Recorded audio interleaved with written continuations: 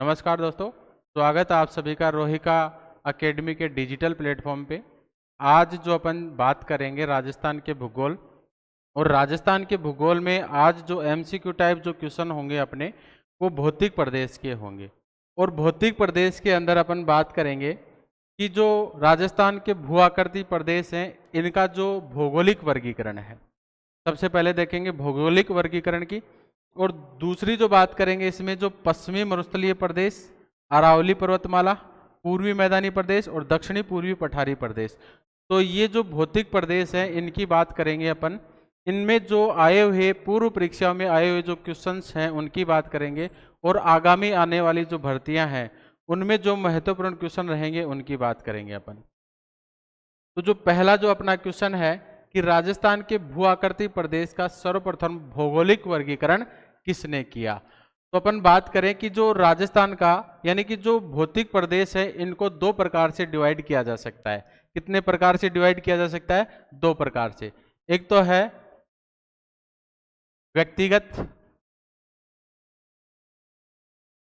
व्यक्तिगत आधार पे, और एक भौगोलिक आधार पे।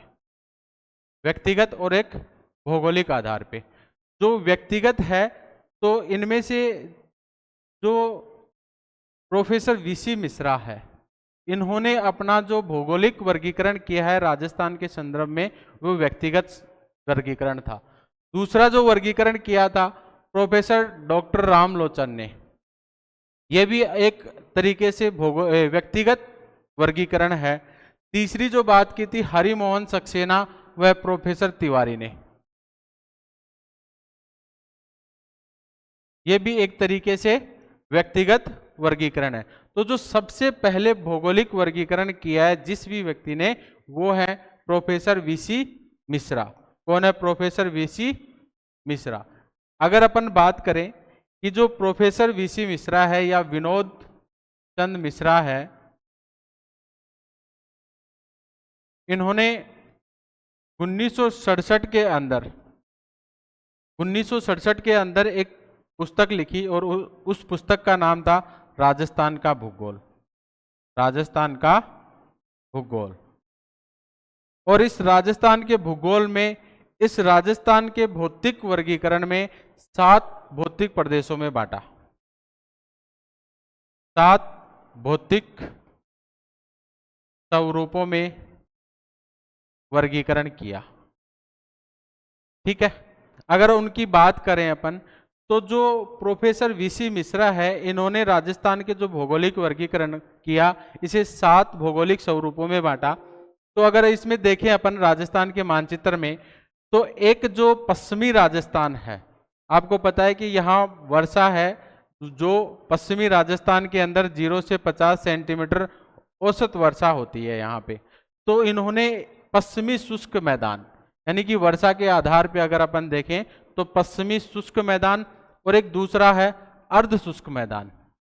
पश्चिमी शुष्क मैदान और एक अर्ध शुष्क मैदान, जो अपन पश्चिमी मरुस्थलीय प्रदेश में भी अपन डिवाइड करेंगे इसको, तो ये दोनों भाग तो हमें वहां भी देखने को मिलते हैं। तो पहला पश्चिमी शुष्क मैदान, अर्ध शुष्क मैदान, और तीसरा है नहरी क्षेत्र। नहरी क्षेत्र। चौथा है जो अरावली प्रदेश। कौन सा है? अरावली प्रदेश। अगर अपन अरावली के पश्चिम में देखें तो अरावली के पश्चिम में 3 भौतिक प्रदेश हैं।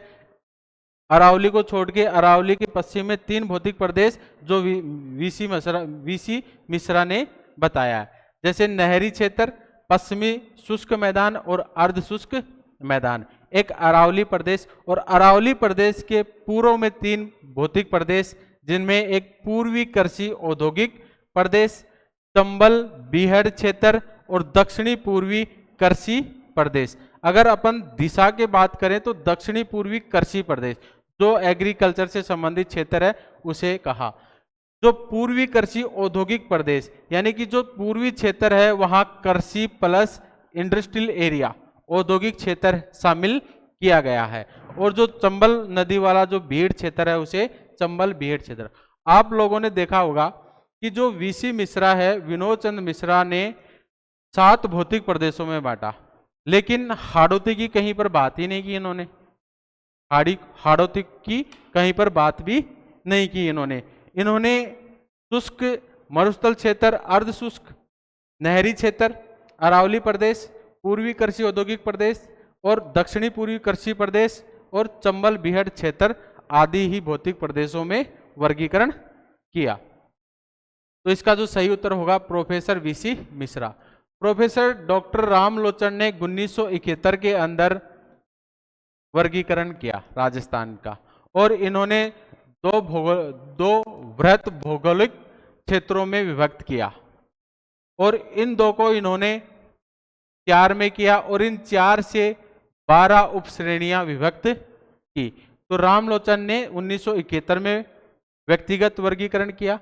डॉक्टर हरिमोहन सक्सेना, जो डॉक्टर हरिमोहन सक्सेना है, इनकी पुस्तक है राजस्थान का प्रादेशिक भूगोल, और राजस्थान के प्रादेशिक भूगोल में 1994 में राजस्थान का भौगोलिक वर्गीकरण किया और उसे 4 भागों में बांटा। उत्तरी पश्चिमी मरुस्थलीय प्रदेश, पूर्वी मैदानी प्रदेश, अरावली पर्वतीय प्रदेश और दक्षिणी पूर्वी पठारी प्रदेश। तो जो डॉक्टर हरिमोहन सक्सेना है, इन्होंने राजस्थान को 4 भौतिक प्रदेशों में विभक्त किया, और जिसमें जो कारक रहे हैं विभक्त करने के वो है उचावच। कौन से कारक हैं? उचावच व जलवायु। उचावच व जलवायु के आधार पे वर्गीकरण किया। लेकिन अपन बात करें राजस्थान का, अगर अपन बात करें राजस्थान के भौतिक प्रदेशों की, जो उचावच व जलवायु के आधार पे, तो राजस्थान को 4 भागों में बांटा गया।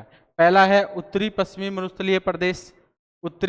मरुस्थलीय प्रदेश, दूसरा है अरावली पर्वतीय प्रदेश, तीसरा है पूर्वी मैदानी प्रदेश, और चौथा है दक्षिणी पूर्वी पठारी प्रदेश। अगर अपन इनकी ऊंचाई की बात करें, तो जो सबसे ऊंचाई पर कौन? पर्वत, उसके बाद में पठार, उसके बाद में मैदान, और उसके बाद में मरुस्थल। वैसे ये जो मरुस्थल है ये भी मैदान के ही भाग है, ठीक है। तो सबसे ऊंचा राजस्थान का जो भौतिक प्रदेश है वो है अरावली पर्वतमाला। अगर दूसरी बात करें अपन पठार की, तो जो दक्षिणी पूर्वी पठारी प्रदेश है, दक्षिणी पूर्वी पठारी प्रदेश, तीसरा है पूर्वी मैदानी प्रदेश, और चौथा है मरुस्थलीय प्रदेश। तो ये इनका क्या है? क्रम है। जो एक ऊंचाई के आधार पे क्रम लिया गया है। सबसे ऊंचा अरावली पर्वतमाला, दूसरा है पठार जो दक्षिणी पूर्वी पठारी प्रदेश, तीसरा है पूर्वी मैदान, चौथा है मरुस्थल प्रदेश। अगर अपन बात करें कि जो उचावच है, तो अरावली पर्वतमाला और दक्षिणी पूर्वी पठारी प्रदेश और मैदान, ये तीनों उचावच के आधार पे हैं। लेकिन ये जो मरुस्थलीय क्षेत्र है ये जलवायु के आधार पे वर्गीकरण किया गया। किसके आधार पे? जलवायु। क्योंकि जो पश्चिमी मरुस्थलीय प्रदेश है यहाँ जो औसतन वर्षा होती है, वो कितनी होती है? 0 से 50 सेंटीमीटर, 0 से 50 सेंटीमीटर। तो इसे जलवायु के आधार पे वर्गीकरण किया गया है। तो इस तरीके से राजस्थान के तो 4 भौतिक प्रदेश हैं जो संपूर्ण राजस्थान का निर्माण करते हैं। आगे की क्वेश्चन की बात करें अपन,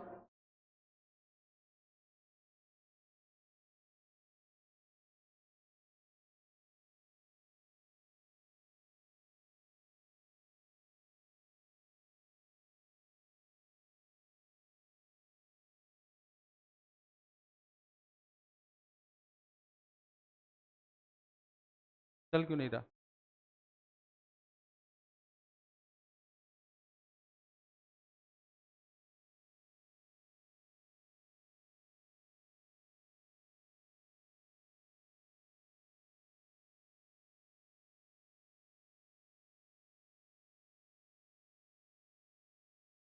आवाज आ रही है ना?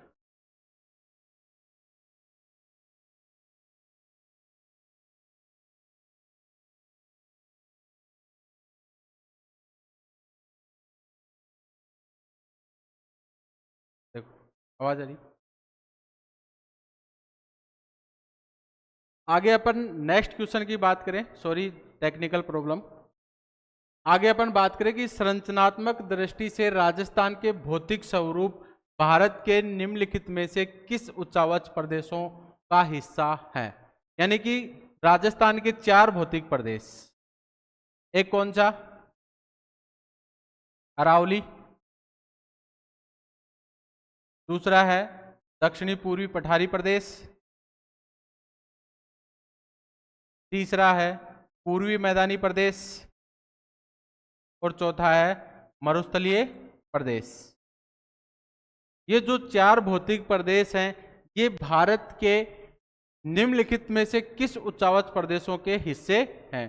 तो जो अरावली है और दक्षिणी पूर्वी पठारी प्रदेश है, ये भारत के प्रायद्वीपीय पठार के हिस्से हैं, प्रायद्वीपीय पठार का हिस्सा है। जो पूर्वी मैदान और मरुस्थलीय प्रदेश है, ये भारत के उत्तर विशाल मैदान के भाग है या हिस्सा है। तो इसका जो सही उत्तर होगा उत्तरी वृहद मैदान और प्रायद्वीपीय पठार। यानी कि उत्तरी वृहद मैदान के तो कौन? पूर्वी मैदानी प्रदेश, मरुस्थलीय प्रदेश, और जो प्रायद्वीपीय पठारी क्षेत्र है उसमें अरावली और दक्षिणी पूर्वी पठारी प्रदेश। आगे अपन बात करें कि राजस्थान में किस भौतिक प्रदेश का सर्वाधिक विस्तार है। अभी अपन ने देखा कि जो राजस्थान को 4 भौतिक प्रदेशों में अपन ने वर्गीकरण किया है उच्चावच और जलवायु के आधार पे, ठीक है। तो अपने को देखना है कि जो सर्वाधिक विस्तार किसका पाया जाता है। अपन बात करें कि जो राजस्थान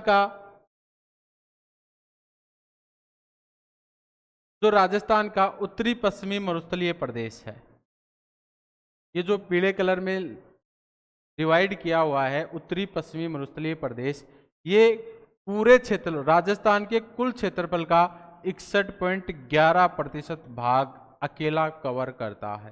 कौन? उत्तरी पश्चिमी मरुस्थलीय प्रदेश।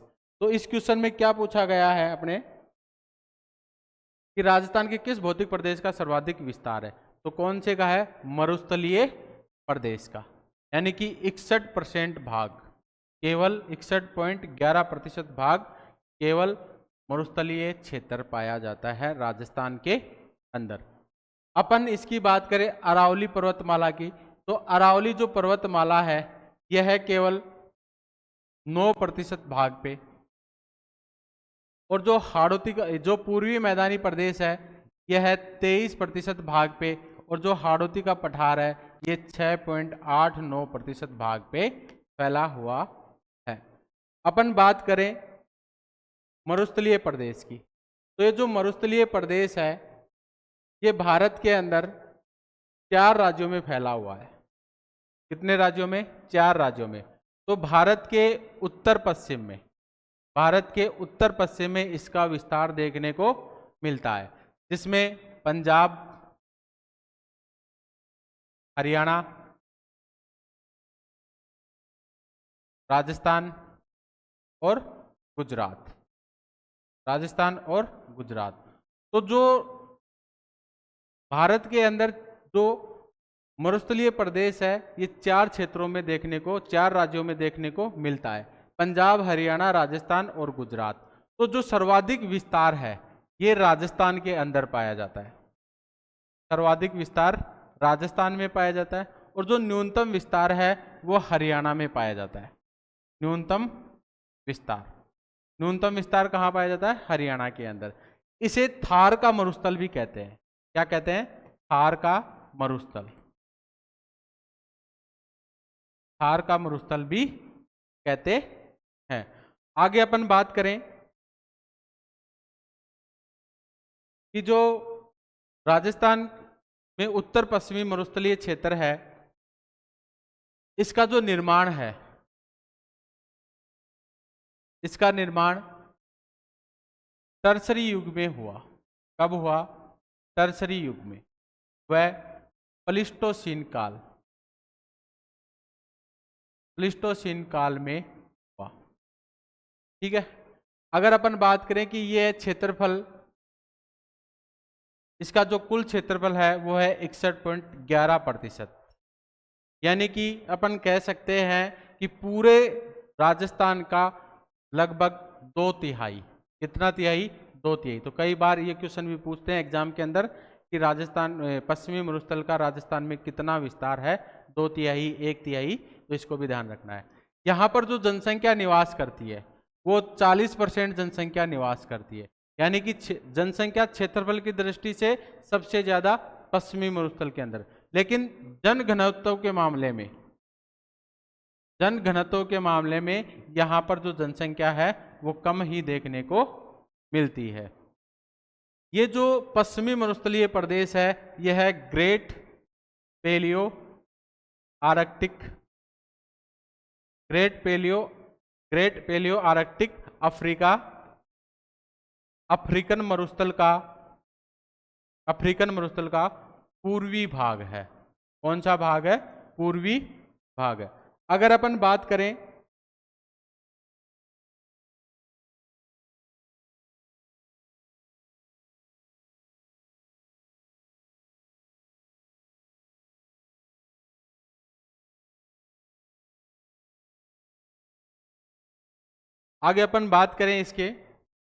इसका जो विस्तार है राजस्थान के अंदर 1,75,000 वर्ग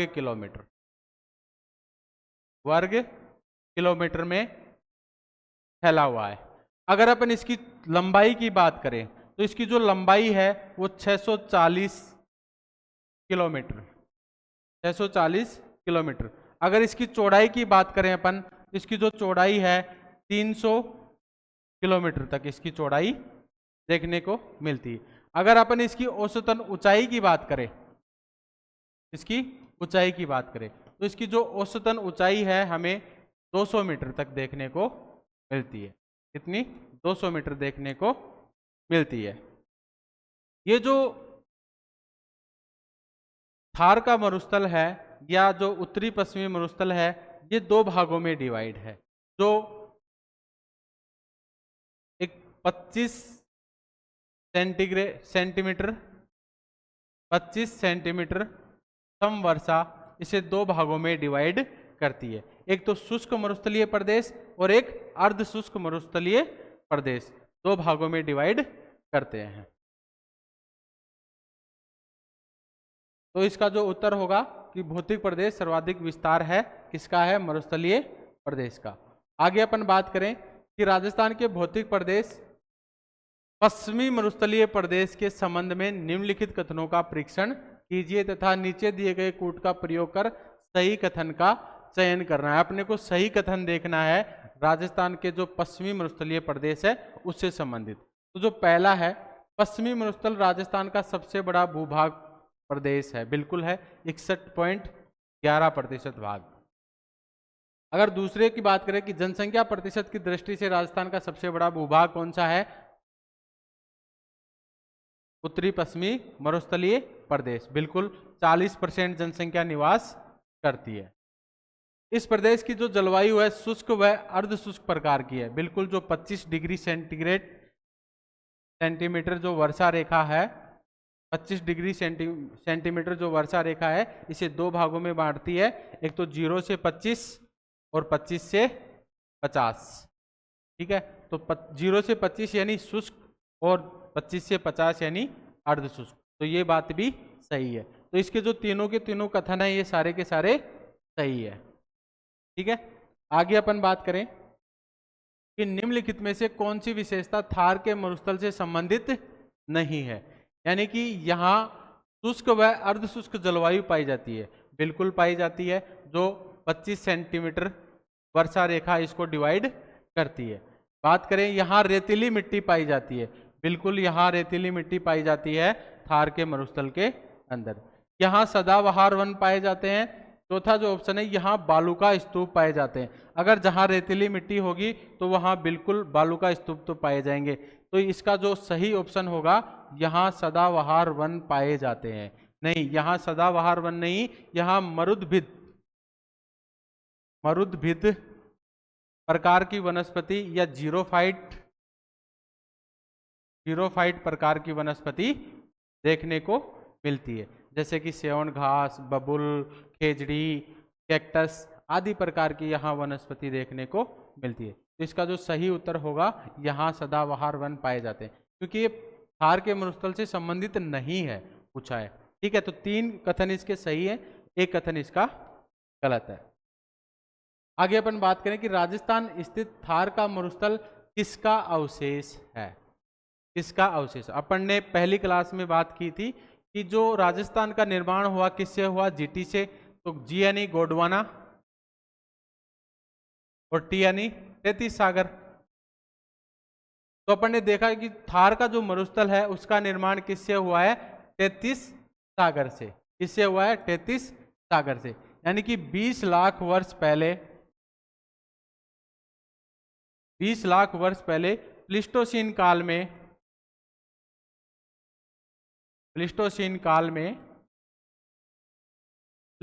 काल में यहां समुद्रों का क्या हुआ? खिसकाव हुआ। समुद्रों का क्या हुआ? खिसकाव। वह थार के मरुस्थल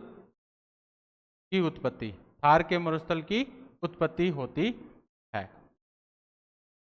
ठीक है, यानी कि 20 लाख वर्ष पहले प्लीस्टोसीन काल में यहाँ जो समुद्र थे उनका क्या हुआ? खिसकाव हुआ, और उन समुद्रों के खिसकाव से यहाँ किसका निर्माण होता है? थार के मरुस्थल का। तो जो हमें अवशेष के रूप में दिखाई देते हैं थार के मरुस्थल में, वो 33 सागर के अवशेष देखने को, जैसे कि राजस्थान के अंदर कुलधरा एक जैसलमेर का गांव है जहां पर व्हेल मछली के अवशेष देखने को मिलते हैं। उसी तरीके से पश्चिमी मरुस्थल के अंदर खारे पानी की झील हमें देखने को मिलती है। अगर अपन बात करें कि पश्चिमी मरुस्थल में ही जो माइकासिस चट्टानें हैं वो भी देखने को मिलती हैं। आगे अपन बात करें कि पश्चिमी मरुस्थलीय प्रदेश को 2 भागों में विभाजित करने वाली वर्षा रेखा है। यानी कि पश्चिमी मरुस्थल, अभी अपन ने बात की कि जो पश्चिमी मरुस्थल को 2 भागों में डिवाइड करने वाली एक रेखा, जिसे अपन कहते हैं 25 सेंटीमीटर वर्षा रेखा। 25 सेंटीमीटर वर्षा रेखा, जो इसे 2 भागों में डिवाइड, एक तो शुष्क मरुस्थलीय प्रदेश और एक अर्ध शुष्क मरुस्थलीय प्रदेश। अर्ध शुष्क मरुस्थलीय प्रदेश। ठीक है, एक तो शुष्क मरुस्थलीय प्रदेश और एक अर्ध शुष्क मरुस्थलीय प्रदेश, जो 2 भागों में डिवाइड करते हैं 25 सेंटीमीटर समवर्षा रेखा। आगे अपन बात करें कि राजस्थान के मरुस्थलीय भाग का लगभग कितना क्षेत्र बालू का स्तूप रहित है, यानी कि मुक्त क्षेत्र पूछा है। ये जो 25 सेंटीमीटर वर्षा रेखा है, इसके इधर शुष्क बालू का स्तूप, शुष्क जो मरुस्थलीय क्षेत्र है, यह 2 भागों में डिवाइड है। यहां पर 2 प्रकार का विभाजन देखने को मिलता है। एक तो बालू का स्तूप रहित क्षेत्र या मुक्त बोल सकते हैं, और एक है बालू का स्तूप युक्त क्षेत्र। तो ये जो शुष्क मरुस्थलीय क्षेत्र है, यहाँ बालू का स्तूप रहित जो क्षेत्र है, यानी कि हमें थोड़ा कमी देखने को मिलता है। तो इसका जो प्रतिशत है वो है 41.5%। लेकिन जो बालू का स्तूप युक्त है, ये 58.5% भाग पर देखने को, यानी कि सर्वाधिक जो है बालू का स्तूप युक्त है, मुक्त वाला जो क्षेत्र है वो 41.5% भाग पर ही देखने को मिलता है। तो ये जो बालू का स्तूप रहित मुक्त है क्षेत्र है, इसका जो विस्तार है ये फलोदी, पोखरण, रामगढ़ यानी कि जैसलमेर के अंदर देखने को मिलता है। निम्न में से राजस्थान में कौन सा क्षेत्र बालू का स्तूप मुक्त है, यानी कि वही है अभी अपन ने बात की कि कौन सा, पोखरण और फलोदी। पोखरण और फलोदी वाला जो क्षेत्र है जो बालू का मुक्त क्षेत्र कहलाता है। राजस्थान के मरुस्थलीय भाग का लगभग कितना क्षेत्र बालू का स्तूप युक्त है। अभी अपन ने चर्चा की कि जो बालू का स्तूप युक्त क्षेत्र है वो कितना है, 58.5%, और जो मुक्त क्षेत्र है वो कितना है, 41.5%। ठीक है, तो इसका जो सही उत्तर होगा 58.5%। आगे अपन बात करें कि राजस्थान के मरुस्थल में पाए जाने वाले अर्धचंद्राकार रेत के टीले को कहा जाता है। तो जो अर्धचंद्राकार रेत के जो टीले पाए जाते हैं, दोहरे पाए जाते हैं, उन्हें क्या कहते हैं, यानी कि इसे बरखान कहते हैं। क्या कहते हैं, बरखान। यानी कि जो इस तरीके से जो आकृति राजस्थान के अंदर जो टीले पाए जाते हैं, यानी कि पवन के विपरीत दिशा में जो संरचना बनती है, तो पवन के जो जिधर से पवन आ रही है उस वाले इलाके में जो क्षेत्र होता है उसे कहते हैं उत्तल, और जो इसके विपरीत है उसे बोलते हैं अवतल। ठीक है, तो ये जो अर्धचंद्राकार जो गतिशील बालू का स्तूप होते हैं वो कौन से होते हैं, बरखान होते हैं। इसमें मरुस्थलीकरण की क्रिया सर्वाधिक देखने को मिलती है, और इसका जो क्षेत्र है ये शेखावाटी क्षेत्रों में देखने को ज्यादा मिलता है। शेखावाटी प्रदेश में देखने को ज्यादा मिलता है। और अगर अपन गांव की बात करें तो भालेरी, चूरू और देशनोक, बीकानेर, इन क्षेत्रों में भी यह देखने को मिलता है। आगे अपन बात करें कि शीफ एक है अनुदैर्घ्य बालू का स्तूप। इसका जो सही उत्तर है अनुदैर्घ्य बालू का स्तूप, यानी कि जो अर्धचंद्राकार जो आकृति है इसे कहते हैं बरखान। तो बरखान के विपरीत अलग जो प्रकार की जो डायरेक्शन दिशा है उसमें जो हवाओं का निक्षेप होता है तो उससे शीफ का निर्माण होता है, और यह एक गुना आगे की तरफ चला जाता है। यानी कि इधर से पवन आई और इधर से, यानी कि जो बरखान की तरफ चल रही थी उसके अलावा, यानी अपन कह सकते हैं कि बरखान के निर्माण के दौरान जब पवन की दिशा में परिवर्तन होता है तो क्या कहते हैं, शीफ कहलाता है। और यह अनुदैर्घ्य बालू का स्तूप, या अपन कह सकते हैं कि ये पवन के समानांतर होती है। जैसे इधर पवन चल रही है तो इसके समानांतर, ऐसे ही अनुदैर्घ्य समानांतर।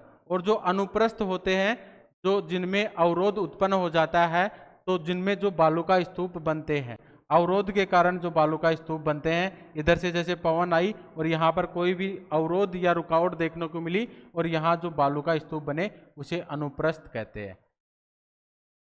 यानी कि पवन के दिशा के समकोण पर उसे अनुप्रस्थ कहते हैं, और जो अनुदैर्घ्य है समानांतर, पवन की दिशा के समानांतर चलने वाले बालू का स्तूप। इसका सही उत्तर होगा अनुदैर्घ्य बालू का स्तूप।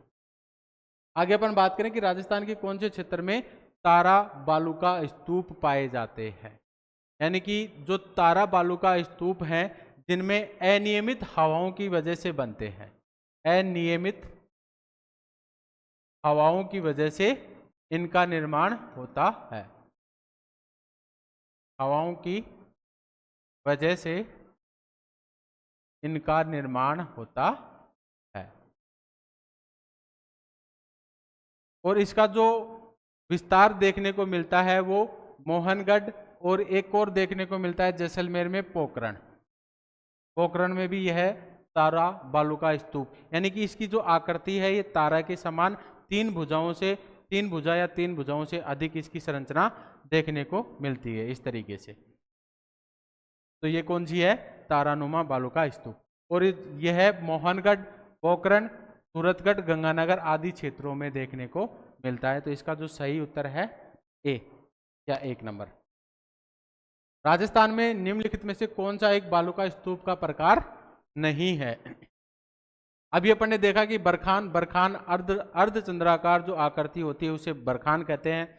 दूसरा है थली, पैराबोलिक, जो बालू का स्तूप हेयर पिन के समान, महिलाओं की हेयर पिन के समान जो होते हैं, यानी कि बरखान के विपरीत दिशा वाले। बरखान तो इस तरीके से इनका जो